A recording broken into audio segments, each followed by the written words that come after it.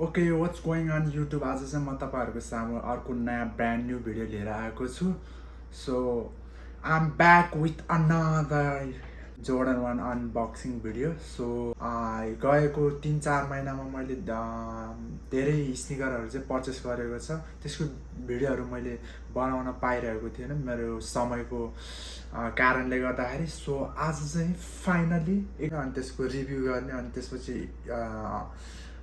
Unboxing गर्ने भनेर मैले आज तपाईँहरूको सामु एउटा भिडियो बनाउन खोज्दैछु सो तपाईँहरूलाई यस्तै मेरो बारे यस्तै कन्टेन्ट मनपर्छ भने स्निकरहरू मनपर्छ भने चाहिँ मेरो च्यानलमा सब्सक्राइब गर्नु होला अनि त्यसपछि लाइक सेयर अनि नोटिफिकेसन बेल पनि अन गरिदिनु होला ताकि नेक्स्ट भिडियोहरू पनि मैले यस्तै कन्टेन्टहरू बनाउने छु सो गर्दाखेरि ताकि मेरो आउने भिडियोहरू पनि मैले केही के अरे राम्रो त गर्न सकोस् होइन ढिला नगरिकन सिधै स्निकरको बारेमा कुरा गरौँ है त सो मैले यो स्निकर चाहिँ मैले लास्ट टाइम पर्चेस गरेको थिएँ सो आज चाहिँ मैले यसकै बारेमा भिडियो बनाउन जाँदैछु सो यो स्निकरको बारेमा कुरा गर्नु पर्दाखेरि सुरुमा बक्स हेरौँ है नाइकीको लोगोमा कालोमा छ अनि बक्स चाहिँ रेडमा छ ताकि रेगुलर जोर्डन 1 को बक्सहरू चाहिँ ब्ल्याक चाहिँ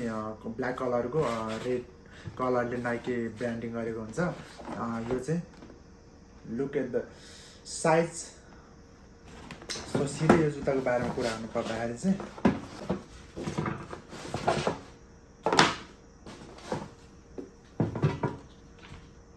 तपाईँहरूले यहाँ चाहिँ नाइकीको लोगो देख्न सक्नुहुन्छ अनि त्यसै यहाँ चाहिँ ट्याग दिएको हुन्छ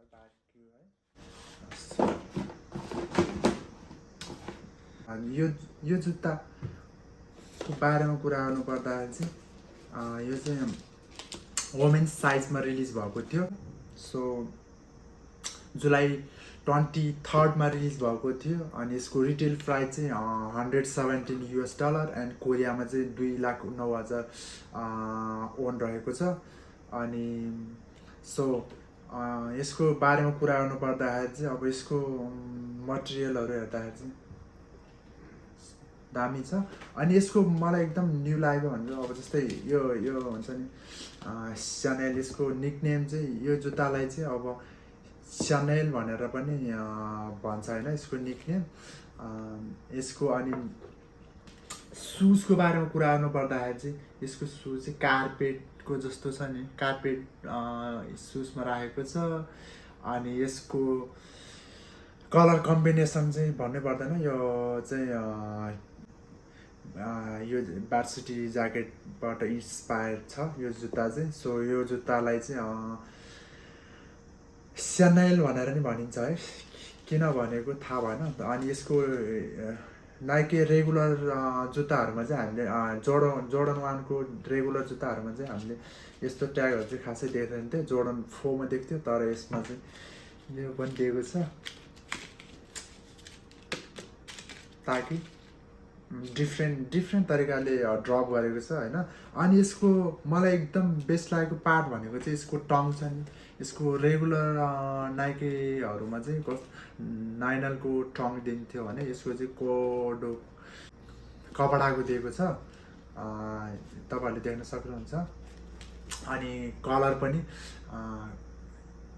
स्मोक ग्रे दिएको छ अनि ताकि यो जुत्ताको कम्बिनेसन एकदम लुक दामी देखेको छ अनि यसको मिड सोलको बारेमा कुरा गर्नु पर्दाखेरि चाहिँ मिड सोल चाहिँ यसको हुन्छ नि सेल कलरमा दिएको छ नट व्हाइट सेल कलरमा दिएको एकदम सेल भनेर एकदम पर्फेक्ट सेल पनि छैन हल्का सेल कलरमा दिएको छ अनि यसको red leather wow so smooth के एकदम स्मुथ छ अनि यसको बिचमा चाहिँ ग्रे कलर यस्तो ग्रे कलरले ग्रे कलर आएर कम्बिने यसको हुन्छ नि लुक चाहिँ काइन्ड अफ एकदम पर्फेक्ट देखिरहेको छ अनि यसको बारेमा कुरा गर्दा नि यो नि एकदम सब यो चाहिँ मैले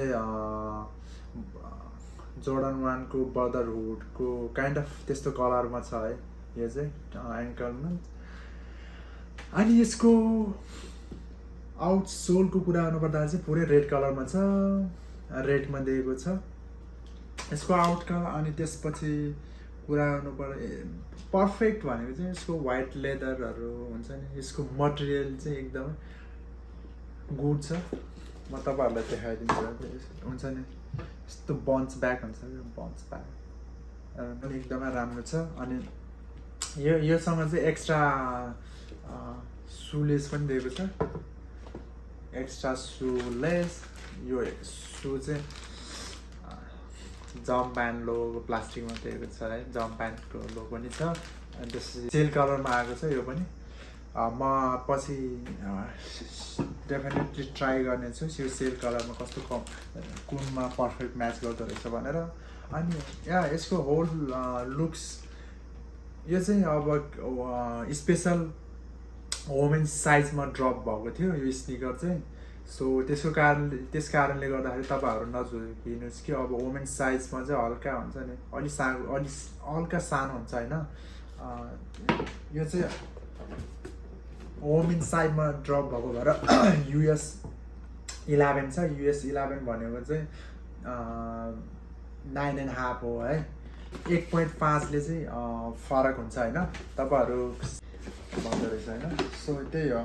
अनि यसको एक्स्ट्रा सुलेस दिएको छ। अनि यसको ब्याक साइड पनि हेर्न सकिन्छ, यसको ब्याक साइड पनि टक्क हुन्छ नि यसको मलाई एकदम दामी लागेको चाहिँ यसको सुज चाहिँ दामी छ है। के अरे अहिलेसम्म मैले कहिले देखेको थिएन कि यस्तो हुन्छ नि यो कार्पेट यस्तो सुजमा ब्रान्डिङ गरेको।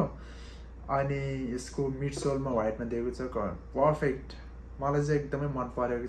अनि यसको एक्स्ट्रा मटेरियलमा ड्रप भयो भनेको चाहिँ यसको टङ पनि 9Nको छैन। अनि यसको नाइके एयरको ब्रान्डिङ पर्फेक्ट देखिरहेको छ। सो तपाईँहरूलाई कस्तो लाग्छ यसको बारेमा कमेन्ट गर्नु होला। सो मलाई लाग्छ यो जुत्ता चाहिँ फ्युचरमा चाहिँ $300 माथि नै हुन्छ होला जस्तो लाग्छ मलाई। मैले स्निकरहरूकै कन्टेन्ट राख्ने छु। अनि इन्स्टामा पनि हाइप स्निकर भनेर छ, टिकटकमा पनि हाइप स्निकर छ। अनि फेसबुक आजको लागि चाहिँ यति नै मैले यहाँ राखेको छु। आजको लागि चाहिँ तपाईँहरूले चाहिँ त्यसमा गएर फलो गर्नु होला। भिडियोको बारेमा यति नै। सो अर्को भिडियोको लागि चाहिँ तपाईँहरूले त्यतिन्जेलसँग चाहिँ पर्खिनु होला।